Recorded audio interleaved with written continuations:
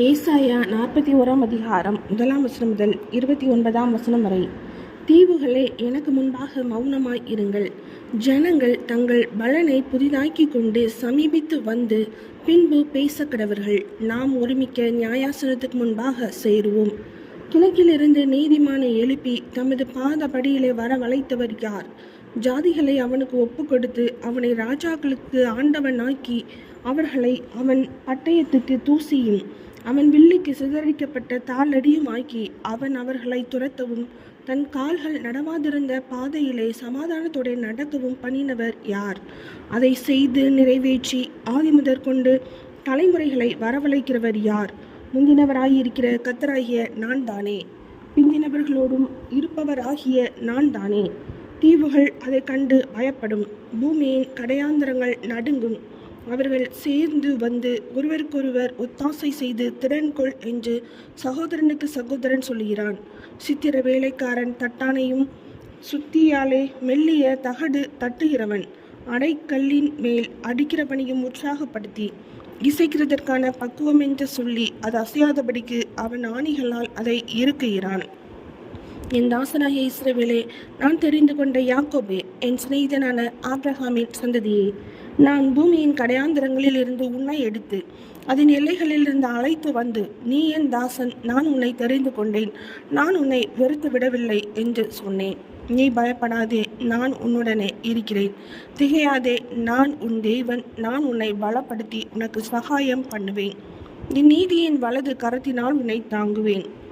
இதோ, உண்மையில் எரிச்சலாய் இருக்கிற யாவரும் வெட்கி இலச்சை அடைவார்கள். உன்னோடே வழக்காடுகிறவர்கள் நாசமாகி ஒன்றுமில்லாமற் போவார்கள். உன்னோடே போராடினவர்களை தேடியும் காணாதிருப்பாய். உன்னோடே யுத்தம் பண்ணின மனுஷர் ஒன்றுமில்லாமல் இல் பொருளாவார்கள். உன் தேவனாய் இருக்கிற கர்த்தராகிய நான் உன் வலதுகையை பிடித்து பயப்படாதே, நான் உனக்கு துணை நிற்கிறேன் என்று சொல்கிறேன். யாக்கோபு என்னும் பூச்சியே, இஸ்ரவேலின் சிறு கூட்டமே, பயப்படாதே, நான் உனக்கு துணை நிற்கிறேன் என்று கர்த்தரும் இஸ்ரவேலின் பரிசுத்தருமாகிய உன் மீட்பர் உரைக்கிறார்.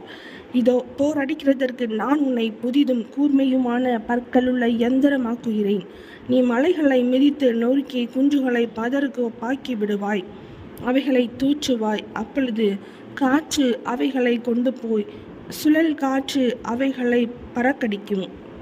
நீயோ கர்த்தருக்குள்ளே களிகூர்ந்து இஸ்ரவேலின் பரிசுத்தருக்குள்ளே மேன்மை பாராட்டி கொண்டிருப்பாய்.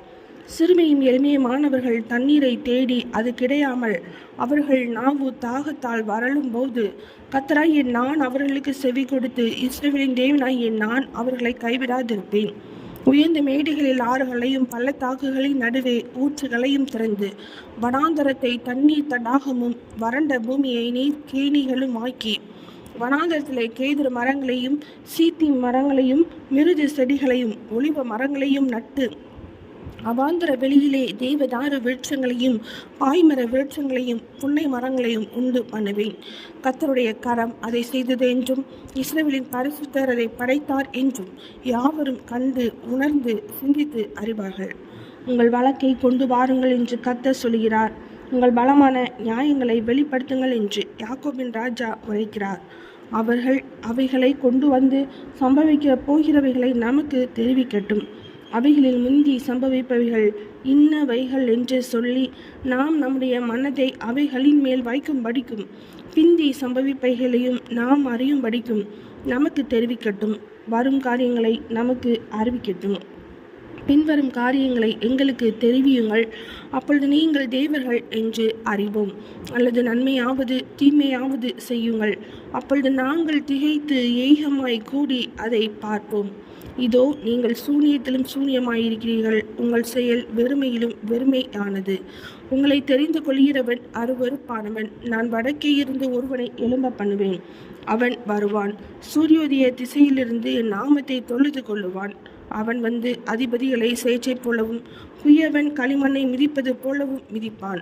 நாம் அதை அறியும்படியாக ஆதியில் சொன்னவன் யார்? நாம் அவனை யதார்த்தவான் என்று சொல்லும்படி பூர்வ காலத்தில் அறிவித்தவன் யார்? அறிவிக்கிறவன் ஒருவனும் இல்லையே, உரைக்கிறவனும் இல்லையே, உங்கள் வார்த்தைகளை கேட்டிருக்கிறவனும் இல்லையே. முதல் நானே சீயோனை நோக்கி, இதோ அவைகளை பார் என்று சொல்லி எருசலேமுக்கு சுவிசேஷகரை கொடுக்கிறேன். நான் பார்த்தேன், அவர்களில் அறிவிக்கிறவன் ஒருவனும் இல்லை. நான் கேட்கும் காரியத்துக்கு பிரதியுத்தரம் கொடுக்கத்தக்க ஒரு ஆலோசனைக்காரனும் அவர்களில் இல்லை.